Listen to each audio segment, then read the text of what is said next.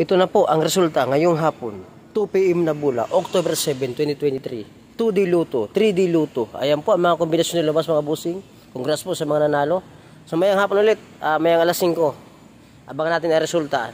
Ayan, habulas tayo yan, baka manalo tayo.